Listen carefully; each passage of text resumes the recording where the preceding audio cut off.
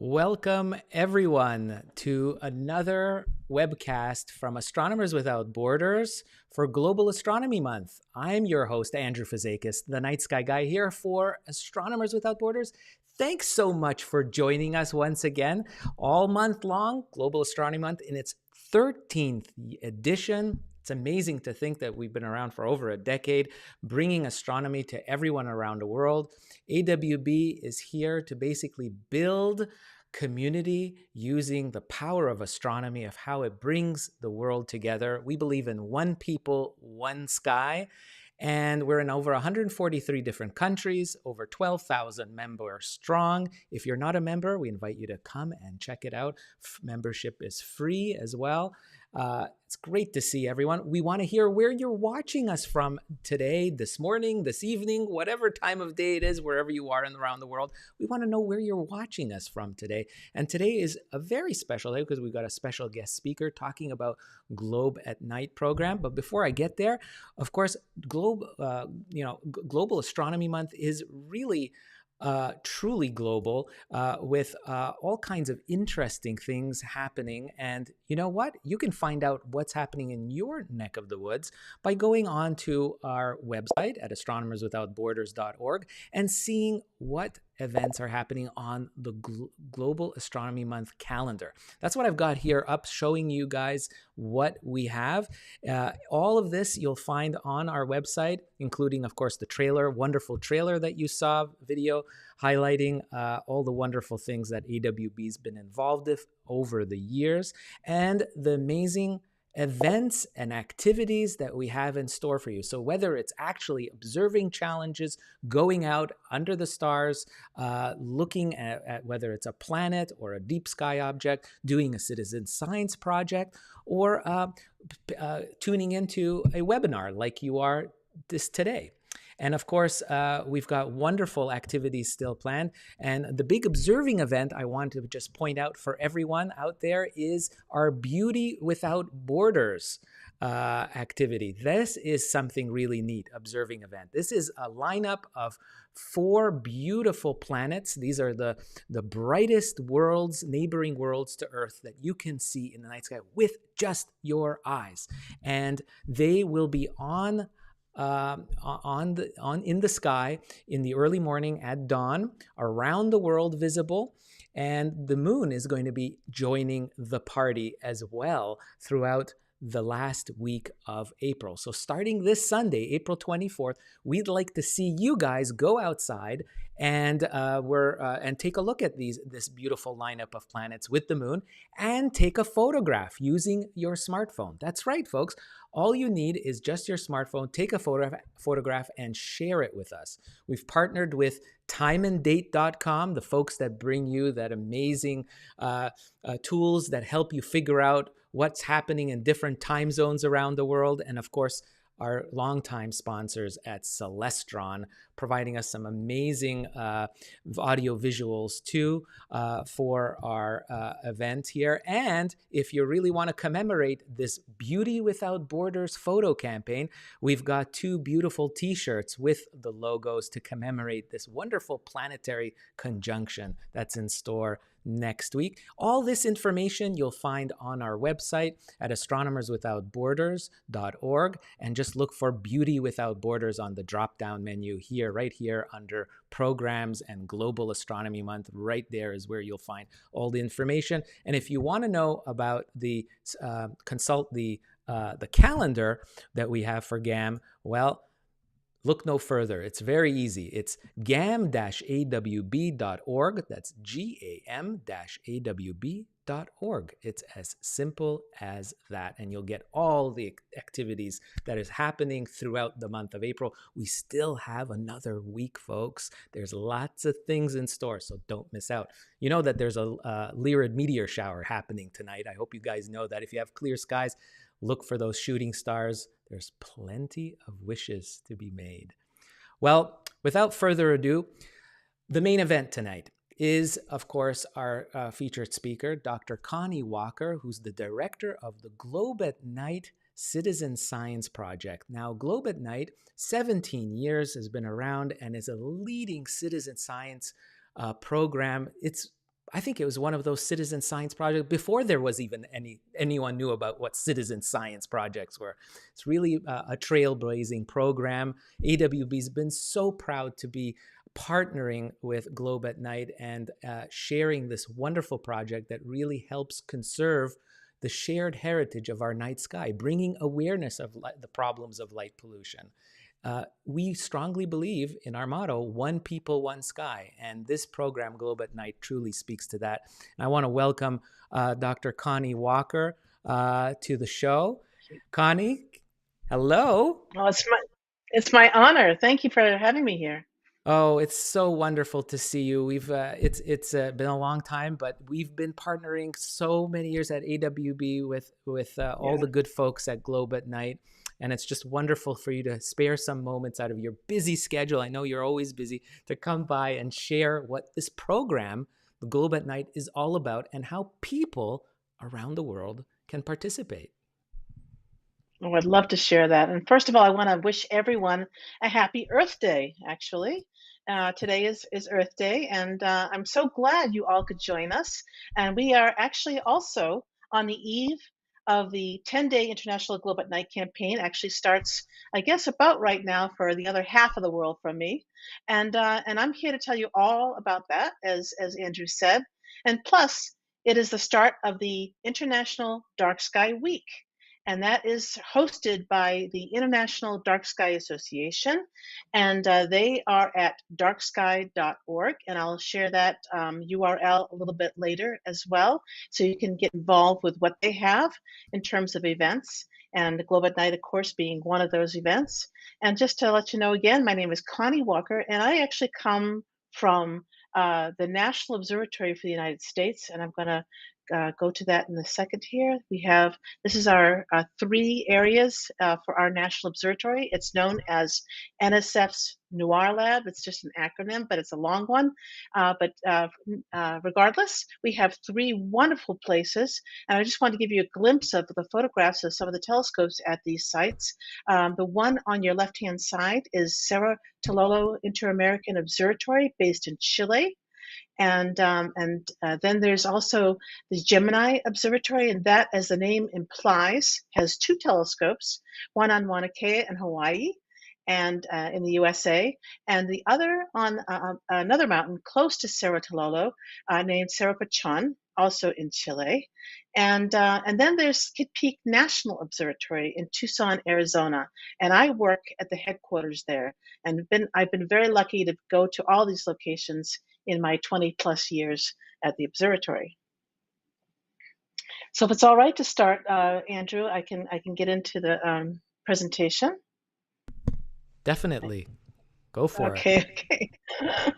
I wanted to start with something that is tremendously familiar to most of us, and that's being in a beautiful landscape filled with, maybe green grass or flowers and or trees, just a gorgeous sight, maybe with a trickling brook or something that you can identify with that is precious to you, a very, very valued landscape. So you can imagine, for instance, being at a location like in this picture here, and maybe it's been in your family for generations, and your whole family cherishes this place.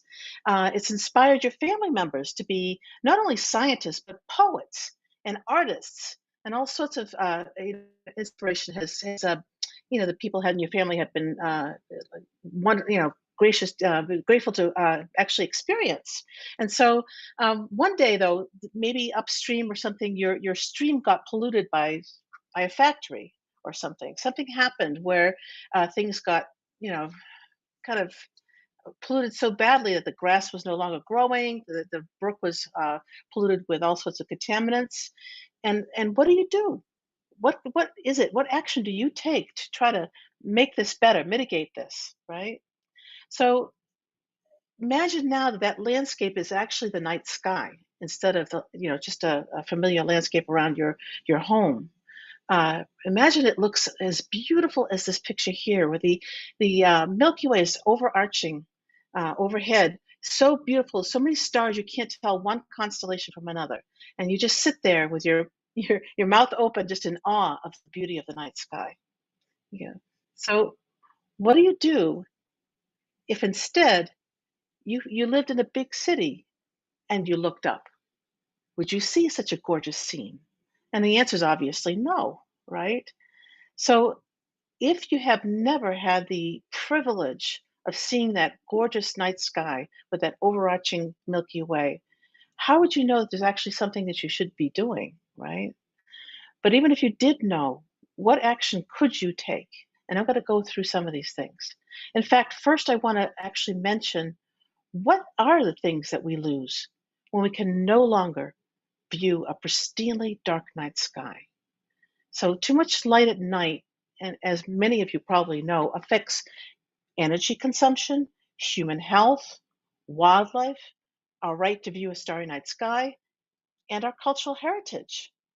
So, billions of dollars are wasted every single year in energy consumption because we have unshielded lights that are shining upwards where they're not of any use whatsoever. And also, um, light pollution affects our cultural, our health, including the disruption of our day-night cycle.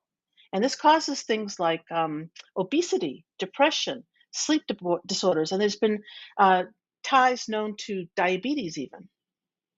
And then there are the habits of animals that are negatively affected.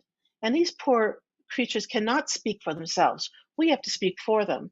So some animals are pushed to the brink of survival. And some examples, of course, are migrating birds that are confused at night by city lights from buildings. Um, and also, a washed out sky impedes us from viewing the gorgeous sky, of course, and astronomers from doing research to understand the universe around us. And the night sky, as I mentioned before, has been a source of inspiration and wonder since the dawn of humanity. And our collective cultural heritage of the night sky has inspired many artists like Van Gogh with his famous picture called Starry Night, and then Gustav Holst with his musical composition, The Planets, and Shakespeare with his sonnets, and many of them are about the moon and the sun. We're losing all of this by losing our night sky. We're losing this source of inspiration. So when we lose a starry night sky, we definitely lose a lot. So, some very simple actions that can be taken to protect your night sky. These come from the International Dark Sky Association, as I mentioned before, and their collaboration with the IES, and that's the Illumination Engineering Society. And they have developed a few of the steps for protecting the night sky. And it all starts with you at home. So, does the outdoor light serve a very clear and necessary purpose? That's one thing you could ask yourself. And another is the amount of light appropriate for what you want to do, right? And are the bulbs energy efficient? And does the light fall where it is needed? Do you have something that's shielded and facing downward? And is the light connected to active controls? So, what I mean by that are things like timers and motion sensors and dimmers. And does the light source have a warm color so that it emits actually less harmful blue light? So you have something that's more of an amber color, perhaps. So to get to the heart of all what I'd like to talk about, you can take an active part in protecting the night sky by also participating in Globe at Night. And as Andrew was starting to mention, Globe at Night has been successful, thank goodness, and a successful international citizen science campaign to raise public awareness of the impact of light pollution. And it's been running for almost 17 years with 180 countries and more than about 2/3 of a million people participating and about 250,000 observations or so. And just in 2020, we had close to 30,000 Globe at Night measurements from almost 100 countries. And last year, it exceeded 25,000. So help us break a record this year, please. um, the worldwide campaign involves the public recording the night sky, giving us data that match their view of a constellation like Orion, or this month it's actually Leo the Lion. And you match what you see with some maps that have progressively fainter stars. So maps 1 through 7. And you'll see in a minute, one is like you're in New York City, map 1, and map 7 will be like you're out in the national park where you can't, again, you can't tell one constellation from another. There are so many stars. So we live somewhere in between, right? Usually. And I want you to notice that in these maps here, the top one is Europe, and that's about 10 years worth of measurements in Europe there in the top, and likewise 10 years of measurements in the bottom there. And it shows that the lighter the dot, the brighter the night sky, so lots of light pollution, and the darker the dots you might see there, um, which aren't quite as numerous, unfortunately, are the darker skies. And so that just gives you an indication of what we're looking at when we see these dots on these maps in this presentation. Okay, so I want you to note too that it's a very easy website to remember. It's just basically globeatnight.org. Again, globeatnight.org, one word. And so let's see, what else? Let's go to the next slide.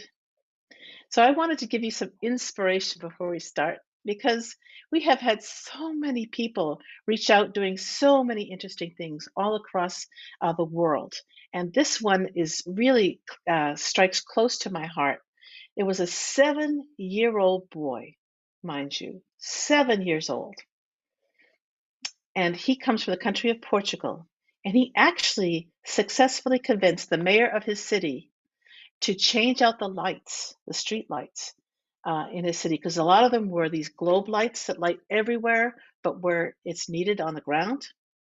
So he got his mayor to change out these lights after he showed the mayor this movie that he created. And let me get it going here. Let's see if I can do that. Oh, I don't know if I put the sound on for my. Can you hear that, Andrew?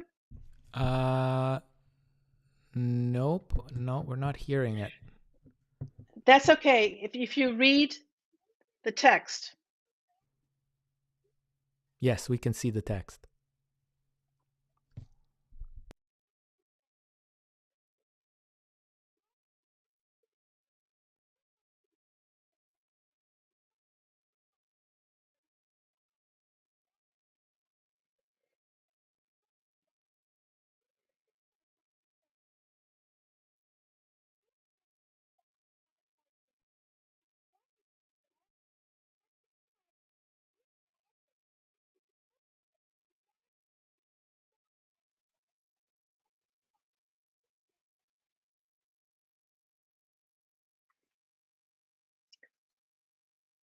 So let me try to stop this. Okay, here we go. So this young boy, it was all in Portuguese, I should tell you, so that if you read the subtitles there that were very bold, thank goodness, you could tell that his heart was in the right place and he wanted to be a poet. And that's why he wanted to save the night sky, because he wanted to be able to see these stars as an inspiration. If we get time at the end, I can show it with his voice, but I think you got the gist of it here. And I apologize for not bringing him sound. Okay, so our next slide. Sorry. Okay, so how do we take globe at night observations?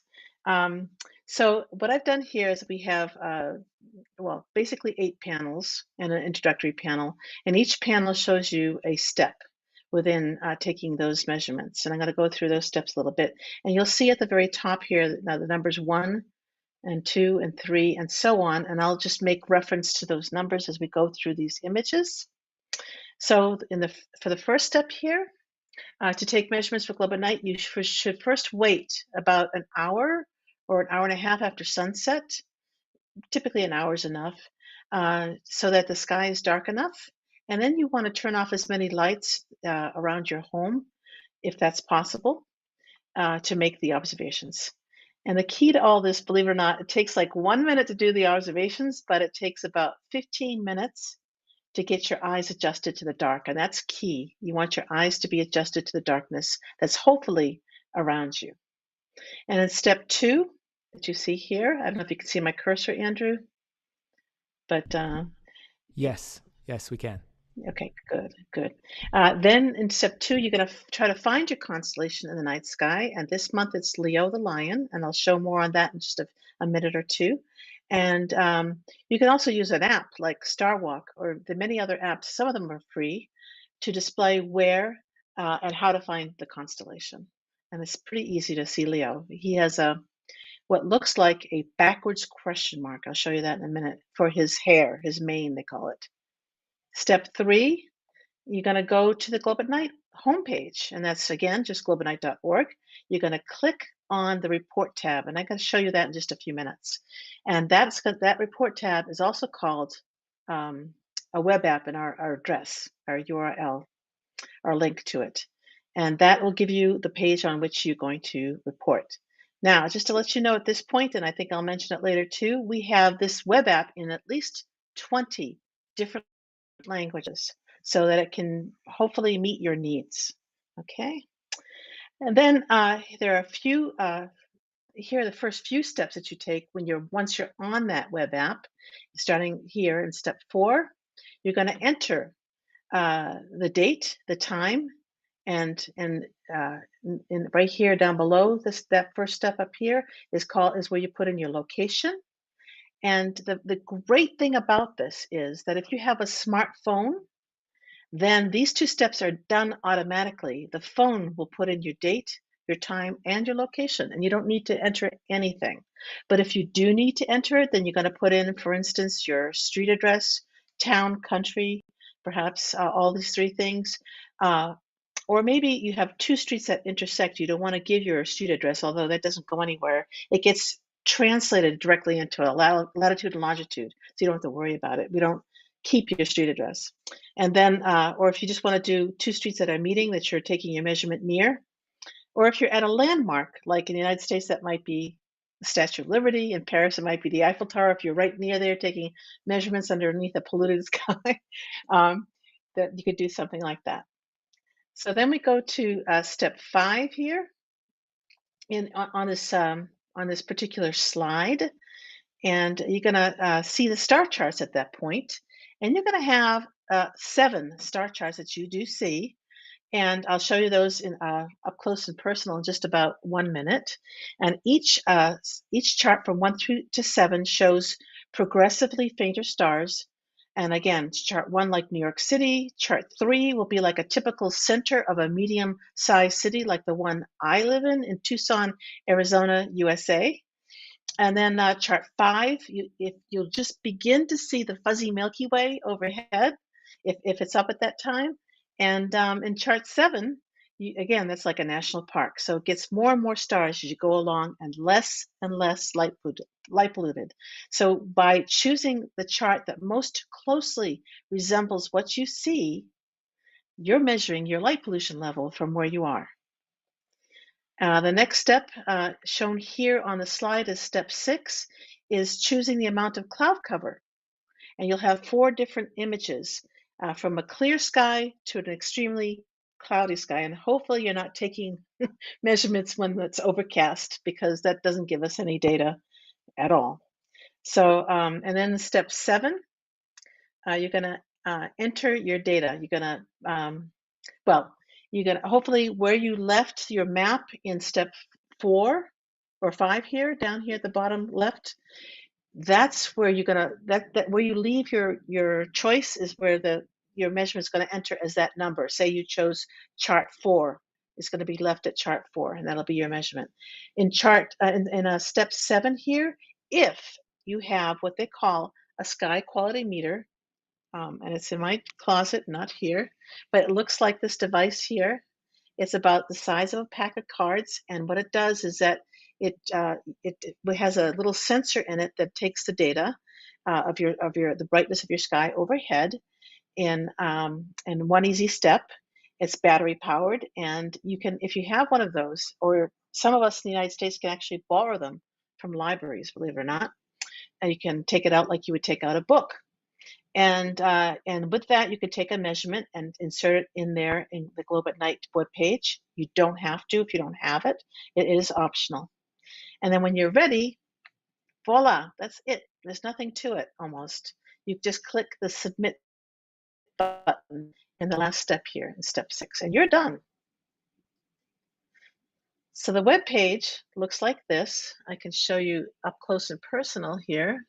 If you see that, I think you do. And you can see here, you can go to resources, which have things like postcards, and it has the actual activity guides, and it has the web app. So you see about 20 of them here or more of the report pages. You can go to various languages, German if you want to take your measurements in German. You have postcards down here, like the one that Andrew showed you, and I'll show you that later as well. And you have also all of these activity guides that you could learn more about taking the measurements, and that would help you in many different languages. And you can see Elenika is Greek, and Portuguese is Slovakian languages, and French and Indonesian and Romanian, Spanish, and even Catalan if you want to. There's so many different languages here that you could choose from. And then you can take maps. You can fool around with the maps and go to any one of these maps at all, and look at your night sky. And it's not rendering very, oh, here he is. You can see some of the renderings right now. And you can zoom in to where you want to zoom into and look at some city up close and personal. And then you can also, if I can go back one, you can also take a regional map, which is pretty cool, and go in and specify, like Denver, Colorado or something, and specify maybe last year, because this year's just beginning. You could map it. You can say you want a radius of 50 kilometers and generate a map. And in that map, you can see all these data. You can go in a little bit further, see more data in this area, and all strewn all over the city here. And then down here, you can actually go to a data. You can download data from that 50 kilometer radius. So right then and there, and it's all yours. And you can do with it what you'd like for. And there's a lot of other things you can do, and you can learn about light pollution here and all sorts of things. And the Observe tab tells you when the campaign dates are. So there's so many things. And of course, report is your report page. And let me go back. Sorry. Okay. So report page is just like we showed you. So once you get onto this thing here, and this is actually Regulus, which is in it's the bottom of the backwards question mark for Leo. And if I clicked on map 3 here, it's being slow to render. I apologize. Maybe I'll try another map. Maybe that's map 3. So here you go. You can see the backwards question mark in the 4th map here, which is very, very similar to what they call a limiting magnitude of 4. That means the faintest star you can see is associated with the number 4. And if you go to 7, the faintest star you can see has a value of 7. So that's the difference here. And you can see, you almost can't see the constellation because there's so many stars. Here's the head of it, of Leo, and here's his behind, basically. So, and there you go. And it just, wherever you leave it, that's your measurement. Okay. And down below, we can see what I said about the weather. And you just pick which weather you're having. And it's very, very simple. So step 1 and 2 here should be done automatically if you have a smartphone. And then when you're done, you just hit submit. Very, very simple. Okay. So let's get on with the next one. And I show this next slide just because sometimes it is easier for some people, because people take outside with them their cell phone, because you could use it automatically to do your measurements then and there with your cell phone. And you don't have to write it down on a piece of paper and go back in and bring up Globonite webpage and put it in there. You can do it that way if you want to, if you don't have a cell phone and you'd like to submit it later. But if you do have one, you can even put it in dark mode so that it's not a source of light when you're taking your measurements.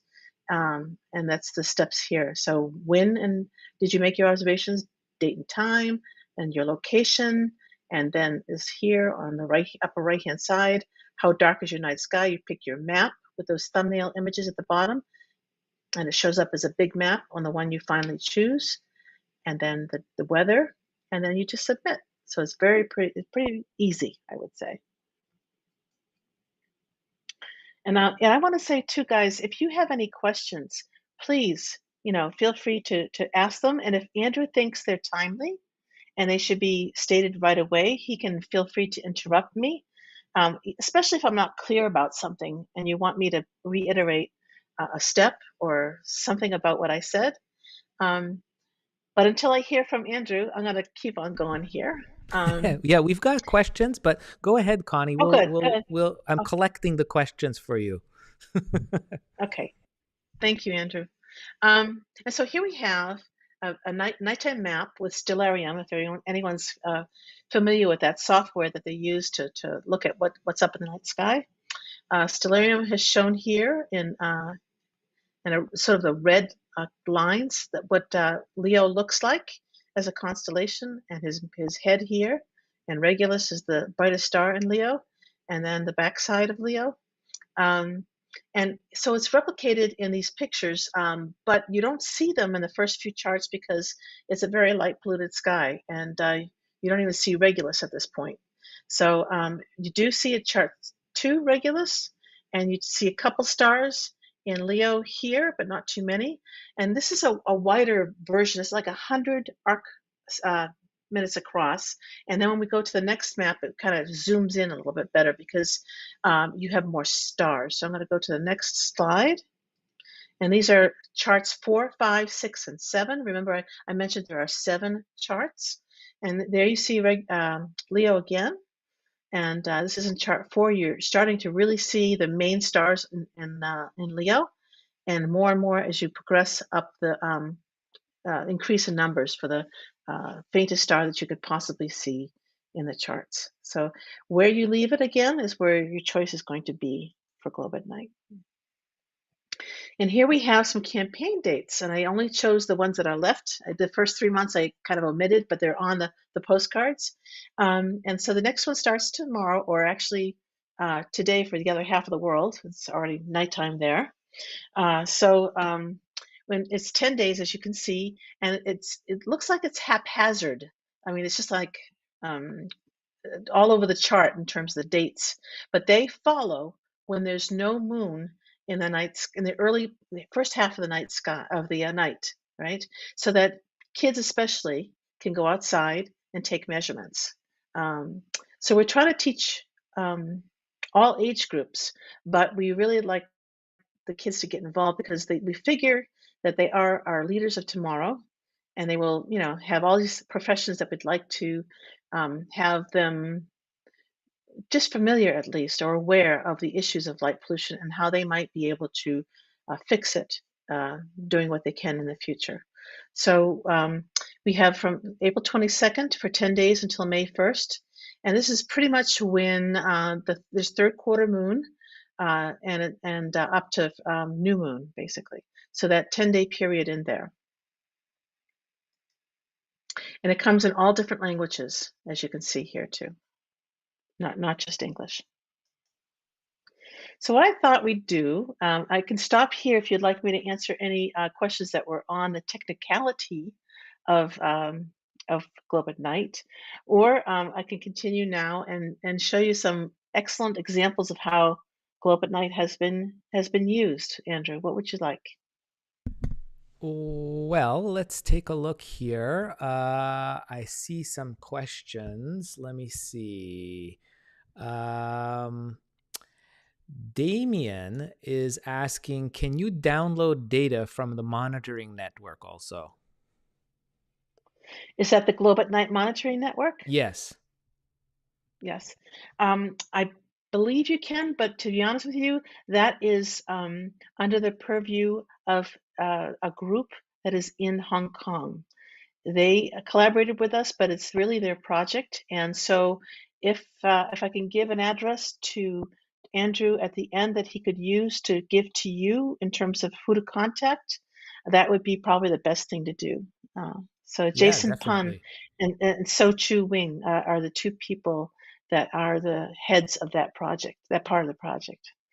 But yeah, if and just to let people know what that is that there's now an extremely large network of groups all over the world that have either, well, most of them are automated um, sky quality meter, what they call data loggers, that take data and pretty much sometimes it's every minute during each night and over years in some cases. So there's a lot of data there to do a lot of analyses with. It's not quite what you can do here with Globe at Night. This is individual measurements from individual people. But the Globe at Night Data Monitoring Network is for these data loggers. So my advice would be then to get in touch with Sochu Wing and Jason Pun, and I can give Andrew those emails toward the end of our session here. Yeah, So. definitely. Definitely. And Damien, if you're interested, you could just email me at Andrew at astronomerswithoutborders.org. That's Andrew at astronomerswithoutborders.org. Just remind me of the question, Damien, and I'll be able to get you that answer from Connie. No problem. Or if Um, Damien would, or if Damien would like, he can email me directly, and ex- that's yeah, Connie.Walker at NOIRlab.edu. And NOIRlab is NOIRLAB. So Connie.Walker at NOIRlab.edu. Easy And I have enough. that at the end too.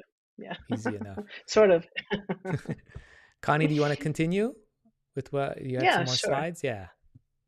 Absolutely. Okay, so I just, there's a lot of examples, but I'm just going to take a few and to share them with you because a lot of people ask at this point, well, how can we use data? And here are some examples. We have had a lot of people, most people want to see what the changes are over time, and they want a way to monitor the situation to see how those changes happen. And that's where Globe at Night, over now 16 years, 17 years, becomes very valuable to do that. And so they use it in a lot of different ways, and I'm really proud to say I've seen people use it with monitoring levels in their cities, so they can try to change out certain lights and make the laws stricter. And I'll give you one example of that in just a few minutes. So this is really kind of valuable in that regard.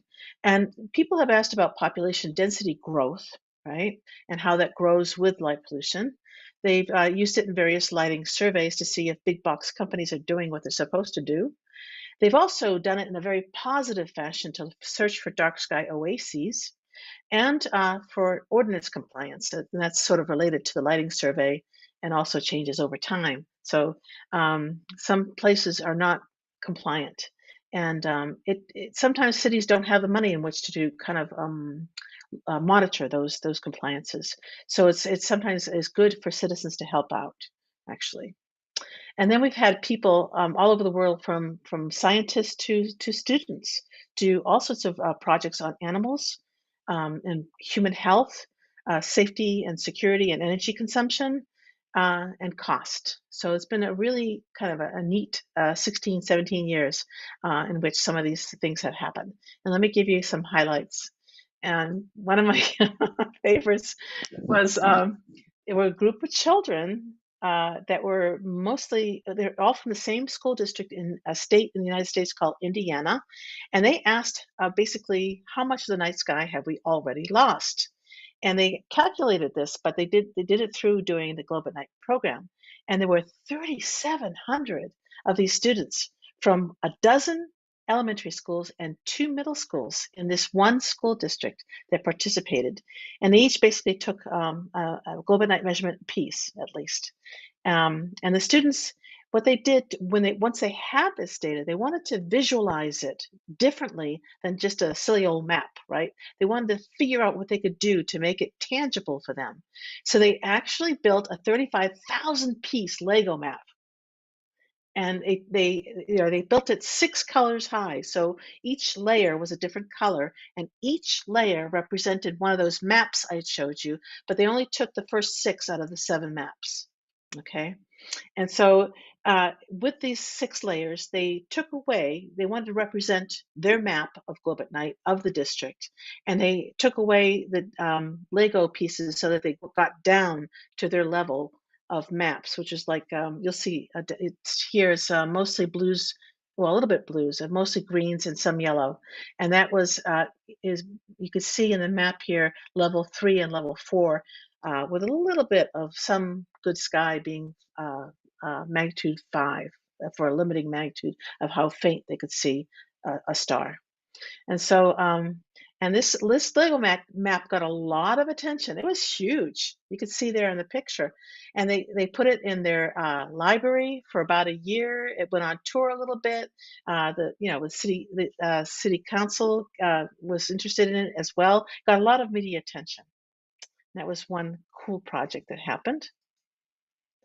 And I'm going to take you up a grade or so to some high schoolers, actually, that participated in a very, very, very serious a grid map of their whole city, which they did with their eyes and with the sky quality meters both. I'm just showing you the one with the visual data here, and you can see that in the center of the map there's some very bright points. That meant there were brighter skies. That's around their university, and over here on the upper left, that was where their businesses were, and other places where it's a little bit darker as the residential areas. And they took this map, well, to their city council, basically. There was an environmental advisory board that got very, very interested in this, and the mayor.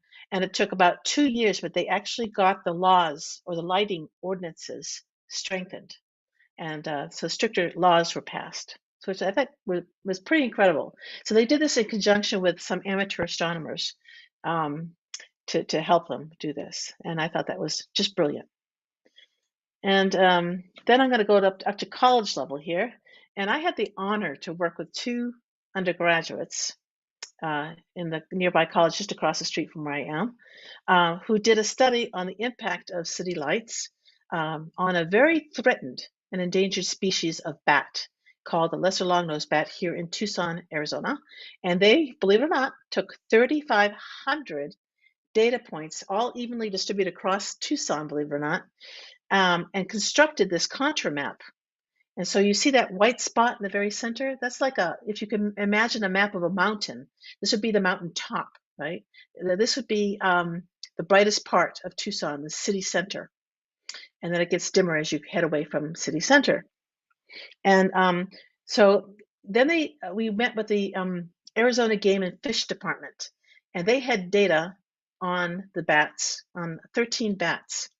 Although I have to admit, one of these bats kind of went batty, so to speak, and didn't make it to they went to Mexico, basically. You can see the route here. But 12 of those bats, this is where they live in the Saguaro National Park East. We have one on the west side too, but this is the one in the east. And that's where they have what they call their roost. And then they travel across every night to an area about 25 kilometers away to feed. And they come back by the morning time. And this repeats, every night. And so we noticed, or they noticed actually, the Arizona Game and Fish, that they avoided the bright part of the city. And they wanted to know whether they had to make this corridor darker or have stricter laws. Up here, above the corridor, are the mountains. So you can't go any further north, basically. So you can ask me later about the results if you really want to, but in short, I could tell you, I guess, that they found that it was one of 3 different parameters that influenced why they did this, and one of them was the light pollution, and the other was what they call the ecoregion, and the third one was the vegetation. And these are nectivorous bats. They actually raid hummingbird feeders too. So they mine in particular, I could tell you an adventure I had there.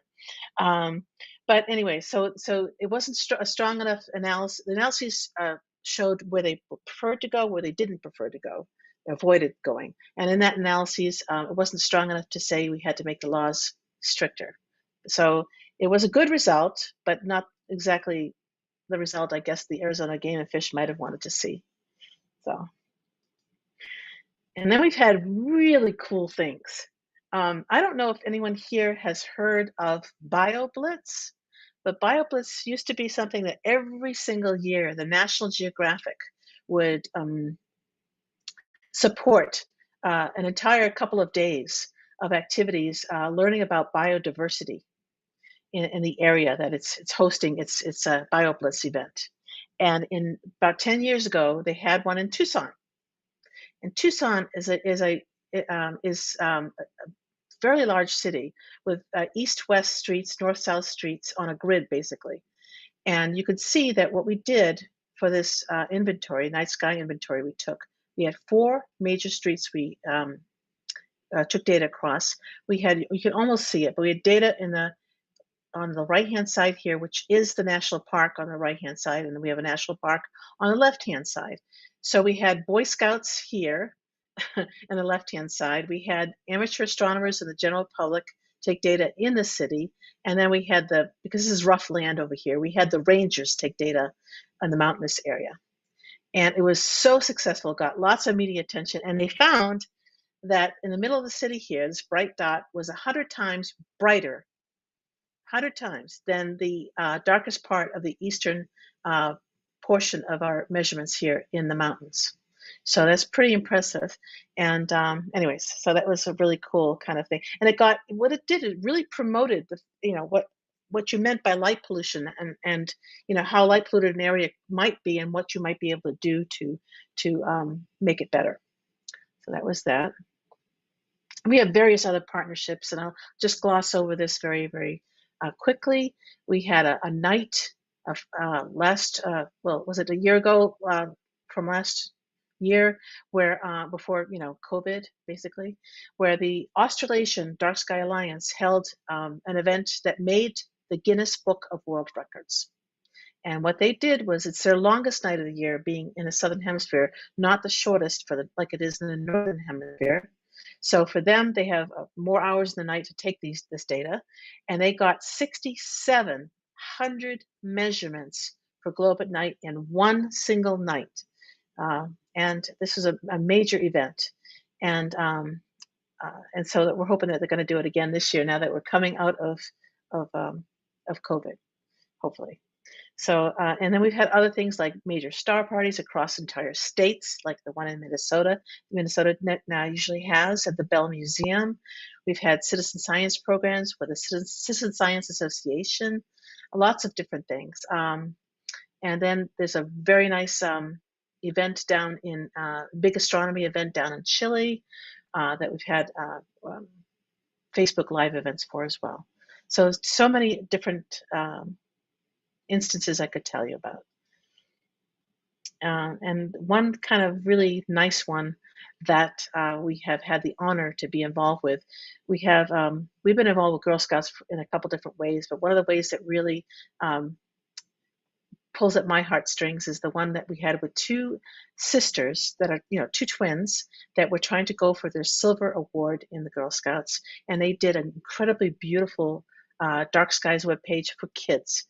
And that's basically what it's called, Dark Skies for Kids, with the number 4 instead of the word 4. So all one word, Dark Sky, number 4, kids.org. And they did win the silver award, and they did get, as a result, a Rising Star Award from the International Dark Sky Association and a Presidential Service Award. So these are ways we really want to inspire young students to get involved in the issues surrounding light pollution, and not just the issues, but the solutions. And so I want to really thank everybody for listening to all this, and I hope that in some small way I might have been able to inspire you, and just to give you an email address here, and again the address for Globe at Night and for the International Dark Sky Association, because again this is their International Dark Sky Week starting tomorrow for about 8 days, and Globe at Night starts tomorrow, well today again, for about 10 days. And they usually always overlap for obvious reasons. And I hope you get involved, because it really is worthwhile. It's where you can make a difference. And thank you so much. That's wonderful, Connie. Thank you so much for that wonderful, insightful presentation, really outlining the importance of Globe at Night and what it's advocating for is really protecting our shared heritage, isn't it? It's the night sky. Um, Yes. I wanted to ask you, there seems to be, an increase in the awareness of people of the night sky of in recent years. I don't know, definitely during the pandemic, I've noticed that people Yes. going out. What have you heard from people in terms of the night sky and what it means to people, and what's motivating them to participate in this program? Well, sometimes catastrophes like COVID have a silver lining. I don't really want to make that analogy, but more people went outside. More people took to the skies and really enjoyed it. And it is partly because of that, because they were very isolated, and in some cases they had their backyards to go out into.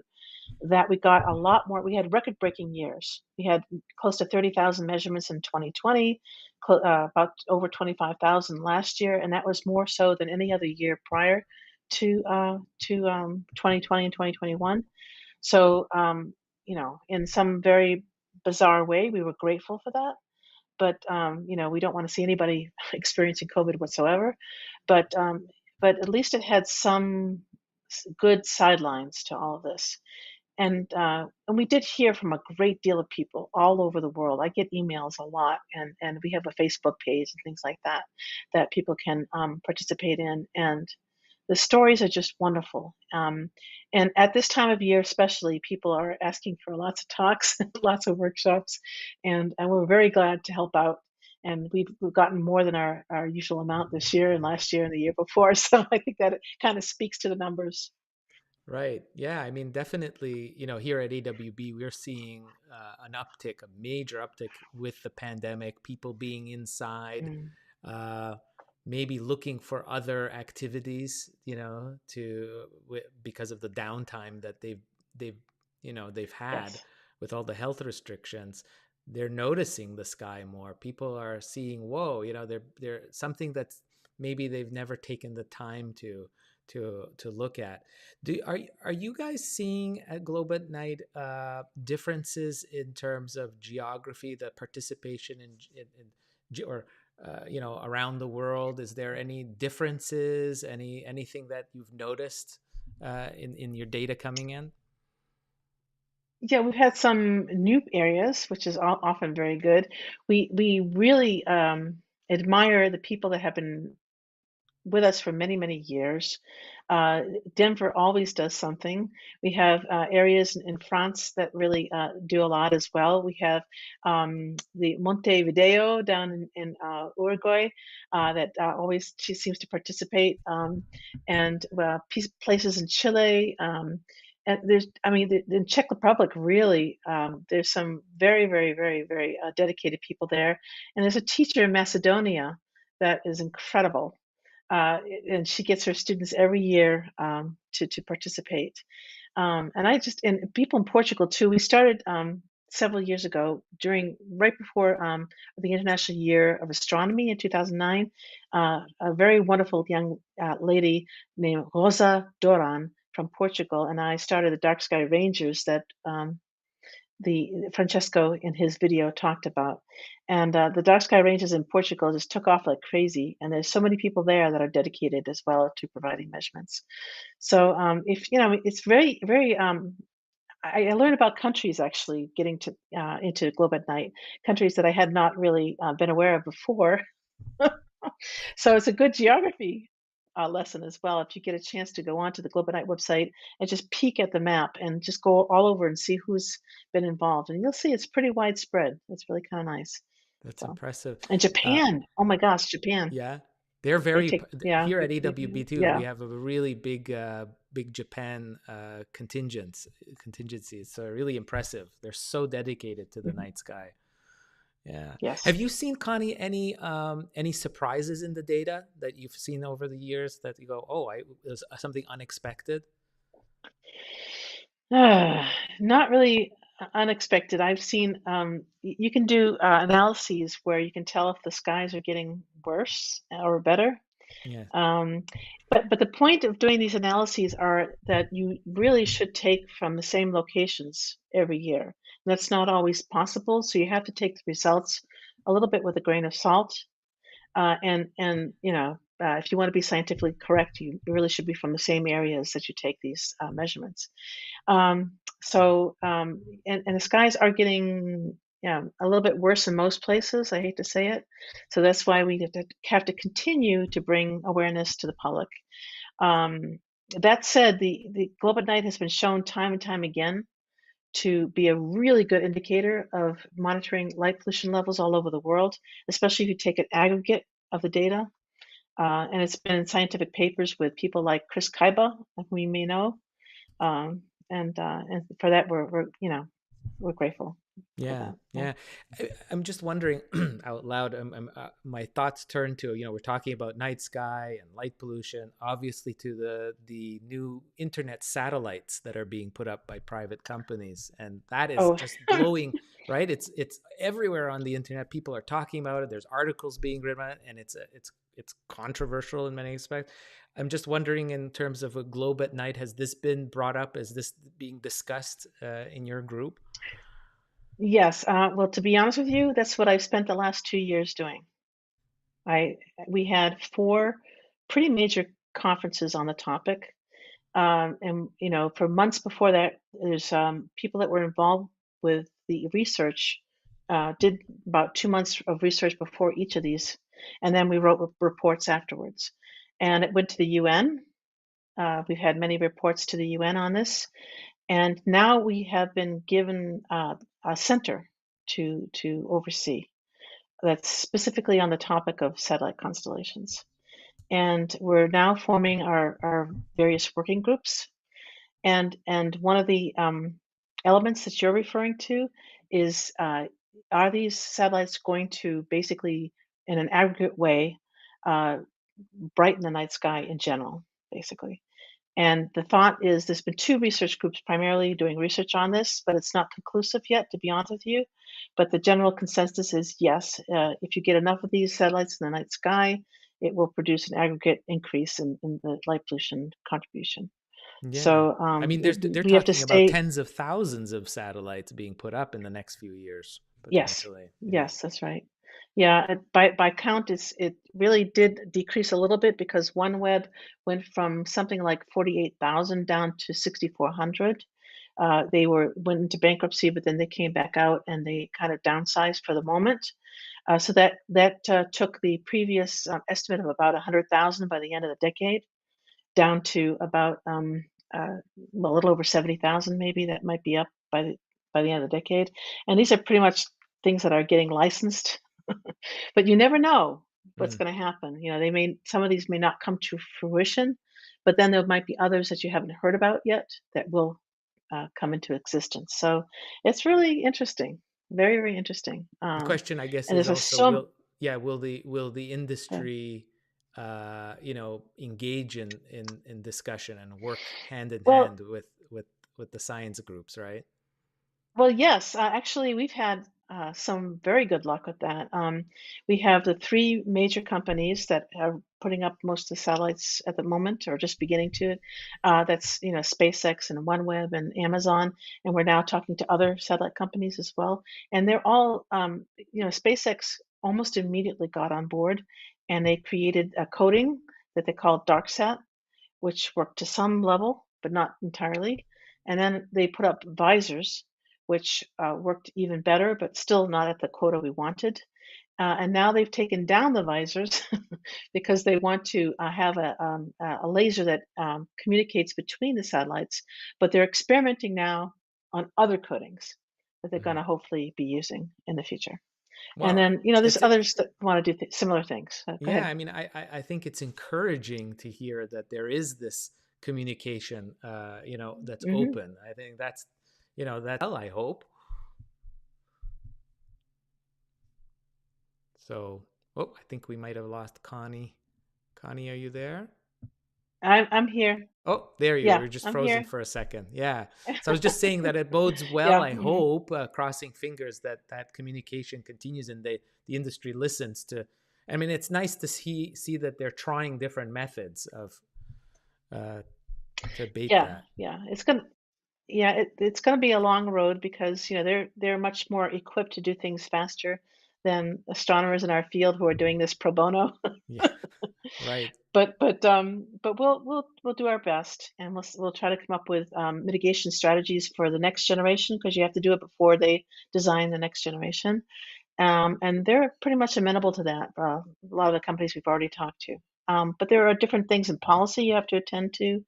There's different things in software that you could try to either predict what the satellite's going to be or mask the satellite, or there's different things you have to think about. So it's just amazing. And then of course the community outreach. We have a community engagement group as well, And that's key, so that isn't it? everyone can have. Yeah, It's that's very key. key. Yeah, to get the Yeah. community at large, the world at large, to really be aware, raise awareness, understand it, what the value of the night sky is, the heritage factor there, and what they can do, what an individual can do to help in conservation. It's amazing that we live in the world. We have the internet, and we have the ability, the online platform, to help conserve the night sky with that. Well, it's the analogy that I've been making for a long time now is very close to plastics, where we thought plastics was the next best thing since what they say in English, since sliced bread, basically. And and so, but we didn't predict the environmental impact it would have. And the same thing's happening now. And you have even topics like collisions with other satellites that are going to, spread debris all over the orbit, making the whole orbit unusable. So, I mean, there's just lots and lots to take into consideration here. Yeah, It's going to be very definitely. interesting. Yeah, I mean, hopefully things will work out with with the companies. They do listen, and we can conserve and keep the night sky for generations to come, because it's absolutely beautiful. And if for anyone listening, you've never seen what the Milky Way looks like. If you live in a city, you Oh, have to get out of the city and really you see the got to true do it. beauty of the night sky from a dark location. I would say, yeah. Yeah, definitely. Well, Connie, thank you so much for stopping by and You're sharing welcome. this wonderful program that I know is so near and dear to your heart. And it is for AWB. It's a total pleasure to be partnering on this and raising awareness for this program. And I hope everyone watching does get a chance to go and visit the website. We have it on the screen, globeatnight.org. We also have it in the comment section, so it's clickable. You can just click on globeatnight.org and read all about it and get involved. It's right there. It's something that you can help out in the world. Every individual can do their part. Um, Connie, thanks so much. Yes. And Thank you. please Thank you don't so be a much. stranger. You got to drop by AWE. We'd love to see more of you. My honor. Thank you. And All thank you, right. everybody, too. Bye bye. Bye, Connie. So, folks, what a wonderful evening, morning, wherever you are. It was a great session, webinar, and we have more at AWB for Globe at Night. If we'll have this archived, you can watch this if maybe you're watching it already archived. Fantastic. If you want to know what else is happening at Global Astronomy Month, don't forget we've got our calendar. There it is, gam-awb.org. Just log on there and find out what's happening. As Connie had mentioned, Globe at Night is starting now in some parts of the world already today, some tomorrow, and also International Dark Sky Week is upon us as well. Lots of activities at our partners at International Dark Sky Association. They have some amazing stuff. We'll have a link to that as well, so you can explore all the wonderful things that are happening around the world. My goodness, we've ran out of time. I hope you'll stick around. We've got our Beauty Without Borders next week. I'll put a link in there. Do participate in our photo campaign about this beautiful planetary conjunction. Well, with that, I wish everybody clear skies. I'm your host, Andrew Fizakis, the Night Sky Guy here for Astronomers Without Borders. I hope to see you on the next video. Until then, remember our motto at AWB, it's one people, one sky. Bye-bye.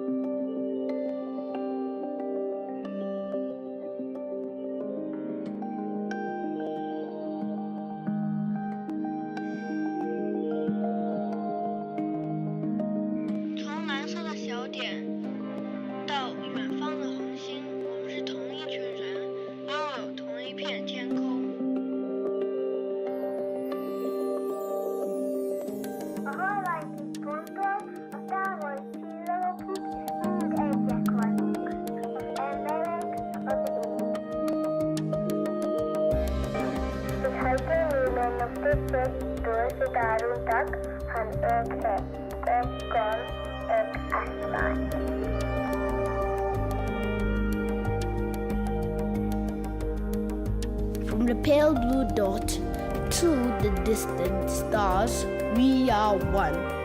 One people, one sky.